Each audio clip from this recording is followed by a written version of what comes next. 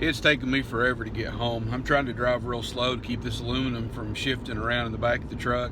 It's probably going to be okay. It's got like a protective film on the painted side, but still, I'm kind of gun shy. I've waited for so long to get this aluminum. Look so forward to it. Hate to get it scratched up, but I'll just wait and scratch it up when I'm getting it out of the truck or putting it up on the camper. It's going to take me a pretty good while to get home this evening.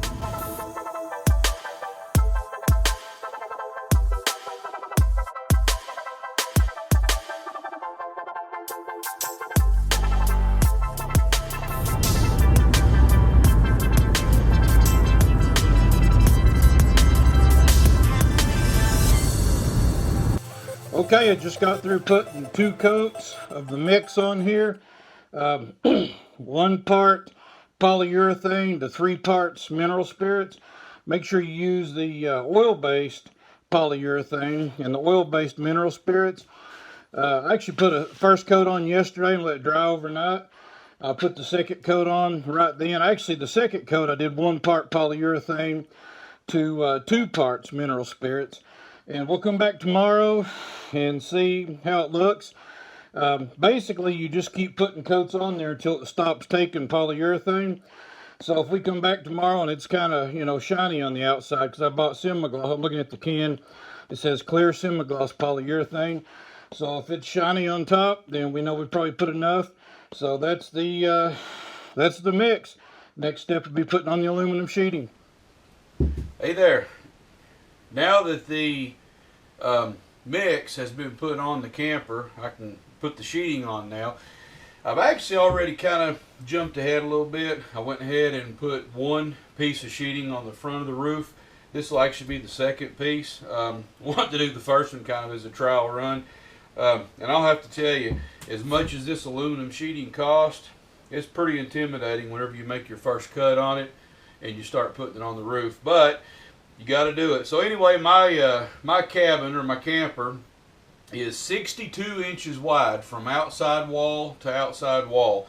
So I'm actually going to cut this a little bit wider than 62 inches. I'm going to cut it about 62 and a half and let it overhang about a 1/4 inch on each side. And then I'll use a router with a 3/8 flush trim bit just to shave it off even with the sides. If you've seen any of my other videos, you've seen that I did my outside sheeting, plywood sheeting the same way. It works out real well and makes a real nice custom fit. So I've already measured this at 62 and a half. I'm going to lay a straight edge on it and trace the line and get to cutting. One thing I didn't mention is those rascals I bought the metal from. They got I don't know if it was the way they were carrying it when they were taking it to the shop or what happened. But there's actually a little bit of a crease in this one spot. It's a crease about 8 inches long.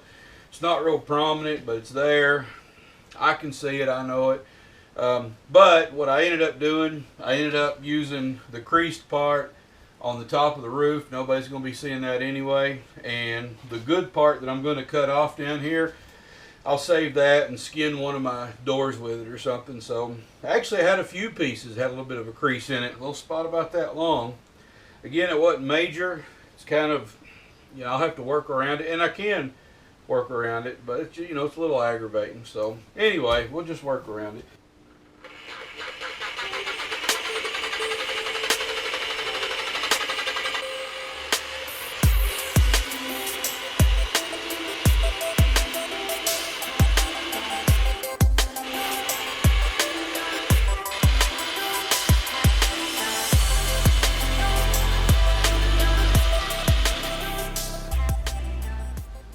Is that not neat or what?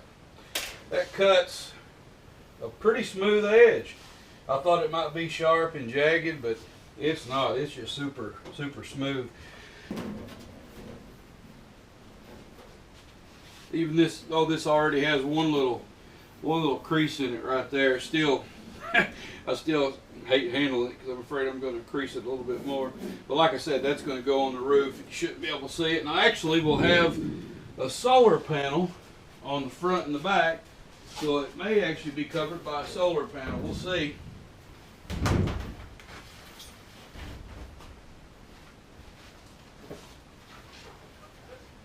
There's a couple schools of thought about how to overlap sheeting on the front of your camper, and I've read both ways. The one school of thought says that this piece should be tucked underneath this front piece. That way when I'm going down the road and the wind hits it, it'll just sail on by. But when you do that, if it rains, water would come in this seam up here and just stand in that seam and possibly wick in over time. The other school of thought is to do what I'm doing here, is to overlap the top sheeting, so if it rains, the rain will just come off, shingle off like it would on a house. Of course, when you're going down the road, you're going to have wind hitting that. So my plan is to take some marine sealant. Since I've got a 2-inch overlap here, I'll probably run 1 bead of sealant just in front of these staples and the other bead of sealant up here just along the edge. And when I pull this down, I'll embed that into the sealant. I'll put a piece of trim, aluminum trim, over top of it with butyl tape underneath the trim, and I'll screw that down. And then when I'm finished with all that, not right now, but probably before I pull this thing out of the shop and get it, ready to camp, I'll probably mask off, put some masking tape on the aluminum sheeting just right in front of the trim to where I can make like a 1/4-inch bead of caulk, and I'll probably run the 1/4-inch bead of the gray, aluminum colored marine adhesive on that. So if I'm going down the road and wind is hitting it from the front, it makes it through all that. I've already waterproofed the wood. I don't think it's going to do it, but if it does, I guess it'll just have to. But for me, I think I'm the most comfortable with this. And that's really what I can tell you if you're building your own camper, is do it, depend on the advice of others, but at the end of the day, it's your camper, and do what makes you comfortable, and I think this is the way I'm going to go. I'll probably get some comments in the comment section on this one, and I look forward to those. There's a lot more experienced builders out there than me. So anyway, I've got this lined up, and I'm going to go for putting it in.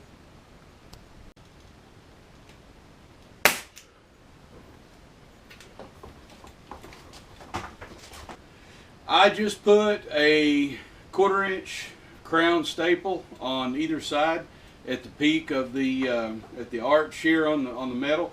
I'm just going to put some staples every few inches along the perimeter. I don't really want to put staples along the edges because I know you're supposed to let your metal float, but I'm going to be driving screws through the roof sheeting as it goes into aluminum trim anyway, so the side pieces will float even though the roof pieces won't. So I'm going to go ahead and staple that down, and then like I say, I'm going to leave this open here at the front, so after it's stapled as much as I'm comfortable with it, then I'll pull the front down onto some sealant and staple the front. Hey, I just happened to notice, I didn't plan it this way, I kind of got lucky, but that crease that's about 8 inches falls right smack dab over top of my vent fan hole, which is a 14 1/4 by 14 1/4 square. So the crease is not going to hurt me on this piece. How lucky is that?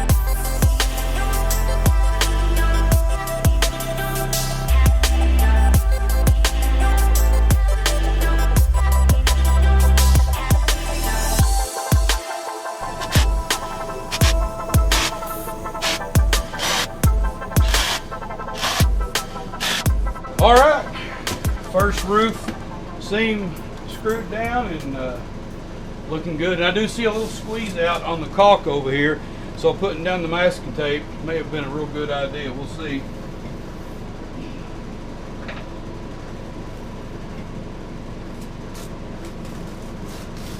Yeah, I see a little bit of caulk there, and I'm actually glad to see that caulk. A little bit of squeeze out means that it really distributed throughout that joint well. Okay, I couldn't resist. I had to put just a couple foot section of the vinyl insert in there. even though I'm not really ready for it. I just want to see what it's going to look like. That does look pretty sharp. That makes a nice finished product.